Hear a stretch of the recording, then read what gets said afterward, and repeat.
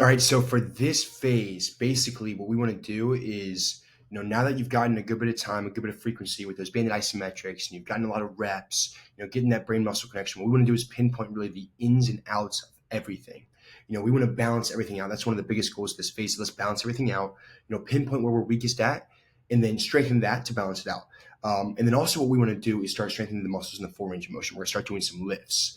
And then after that, we're also going to introduce some plyometrics, see how that feels, really increase that force absorption, that proprioception, and then kind of go from there. But so the biggest difference is going to be, so for bulletproof knees, it's not going to be 3 sets of everything. It can be if you want, it's up to you. It's really 2 to 3 sets. You can start to like taper back, if you felt like it kind of got like a lot, like, okay, like, let me just do 2 sets this time. That's okay. You can definitely do that. Spring ankle reverse order 5-4-3. If you can do 2 and 1, amazing. I wouldn't recommend it if it's still painful. Keep working that 5-4-3. Kind of go from there. But so that's pretty similar. The biggest difference is going to be these banded isometrics. So if we look at the banded isometrics, it's going to be adjusted foot angles. So the biggest thing is going to be for this day, for your first set, you're going to face your foot out. So your toe is pointed out. Second set, you're going to face your foot in. So your toe is pointed in. And what that's doing is forcing you to work the ins and outs of everything. When you have your toe pointed out, it works the inside of your muscles. If you have your toe pointed in, it works the outside. So picture like, we'll look at the 45-degree hip flexor holds.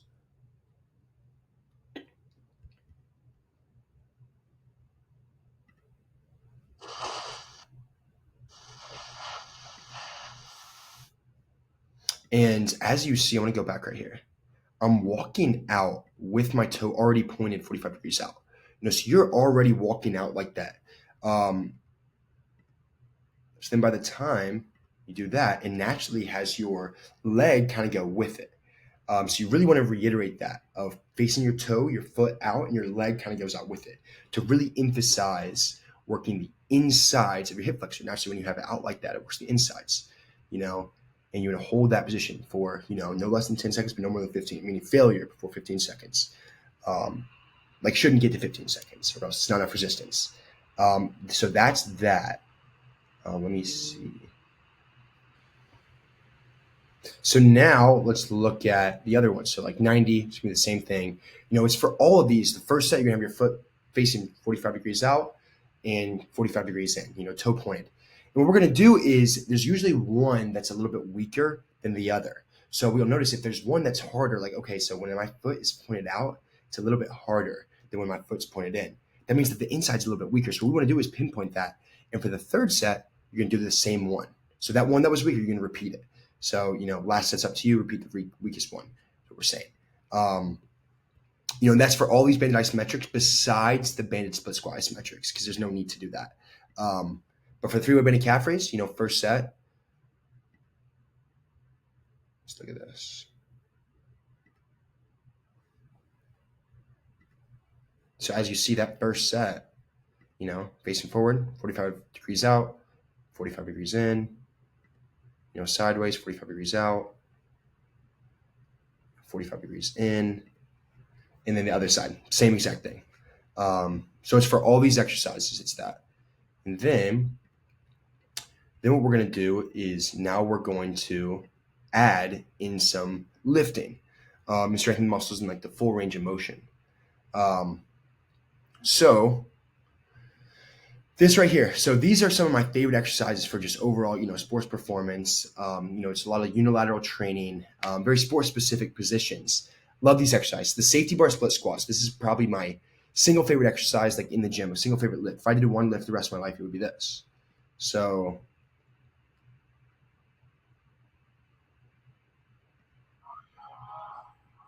as you see right here, it emulates, sport specific movements. Like this looks like I'm running, I'm cutting, I'm climbing up the stairs, all that, and as you see, my heel is a little bit elevated off the ground. Because when you do anything on the balls of your feet, so you want to work that foot and ankle complex in this as well. And my foot's not all the way back. It's utilized in this lift. And why you use the safety bars because you can start to load up the weight with this, and you don't need to worry about balancing. It's just all lifting. So it's pretty cool. Then once you start like throwing on a lot of weight, that's when you create even more adaptations, more stimulus and stuff like that. It's funny because I can like safety bar split squat more than I can squat right now, which is funny. But yes, so we're gonna do that. What we're going to do though is it's going to be eccentric. So for this phase, you're going to do everything in eccentric motion. So basically, that's going to be the emphasis of this phase. It's going to be so there's three phases to any kind of thing you do, any kind of movement. There's the eccentric phase, the isometric phase, and the concentric phase. There's in anything you do, so like the eccentric's going down, isometric at the bottom, and going up is concentric.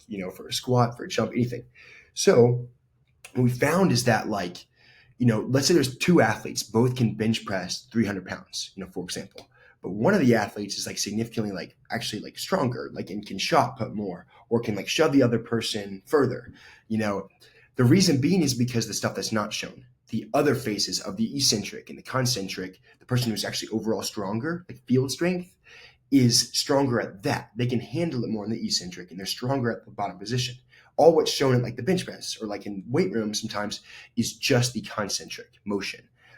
So that's why you want to train each phase individually because then it translates to overall strength, overall stability. So for this phase, we want to focus on the eccentric. So what we're going to do is it's going to be 3 seconds down. I'm going too fast in the video. We're going to go 3 seconds down and then go up normal. 3 seconds down, go up normal. At least 3 seconds. You can emphasize that even. And then, seated weighted good mornings. That's another one that I like, just strengthen muscles in the full range of motion. You can go 3 seconds down, and then up. 3 seconds down, go up. Strengthen your glutes, your hamstrings, your lower back. Big fan of that. That's one of the knees over toes guys' like favorite exercises for overall just like explosiveness, speed. And we got the ATG split squat. Uh-oh. Oh.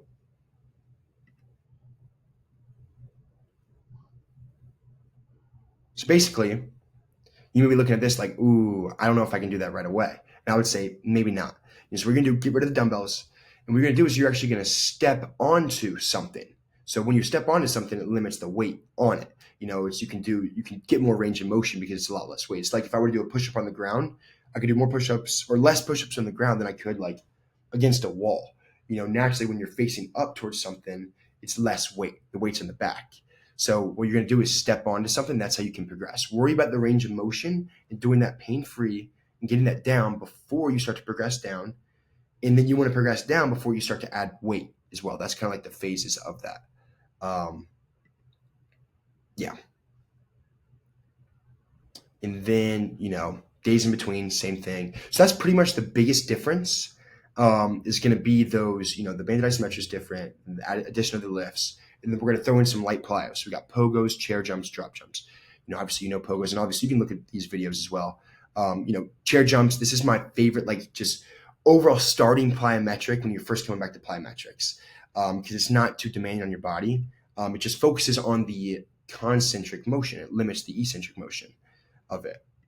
So focusing on just that, forcing you to just use the concentric motion.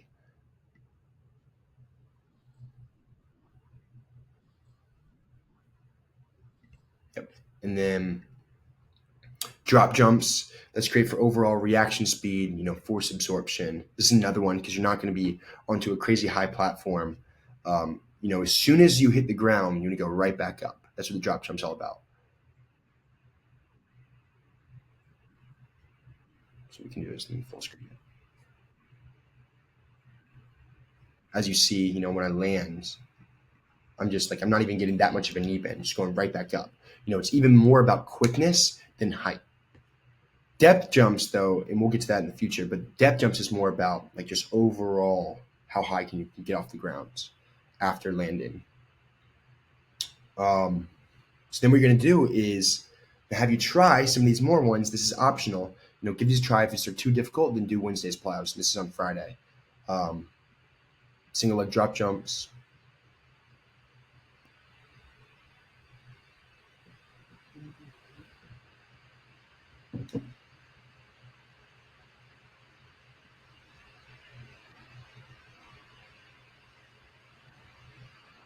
So, and you don't have to jump over. It's all about the landing and getting off the ground as quick as possible. Just like double leg drop jumps. It's the same exact thing. You just want to land, get off the ground as quick as possible. And that's what it's all about: force absorption, reaction speed. This is one of my favorite plyometrics for just sprinters in general. Knee jumps, and this could be very difficult. Um, so you get down on your knees, and what this does is it eliminates the lower half, the use of the lower halves, like your foot, ankles, you know, all of that, your calves. So what it's doing is just going from your knees to your feet. So what I want you to do is that. The second half of that is like the jump. And be honest, that's all for show. That's not like you don't have to do that. If you could progress that, amazing. But really, what we're worried about is just the getting off the ground part of it. So let me see.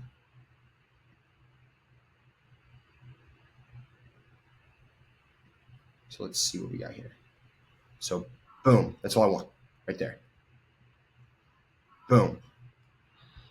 So from your knees to your feet. And don't be that's one of those. It took me a while to be able to get that. That's really focused on your hips. So that'll come with time. But that's the day where you're going to do some plyos and then also lifts after that. So it's kind of like a longer day, but it's less of bulletproof knees and less of the banded isometrics. It's just one set there. But yeah, other than that, that kind of wraps up this phase two. Let me know if you have any questions or anything. Let me know if it all makes sense. But yeah,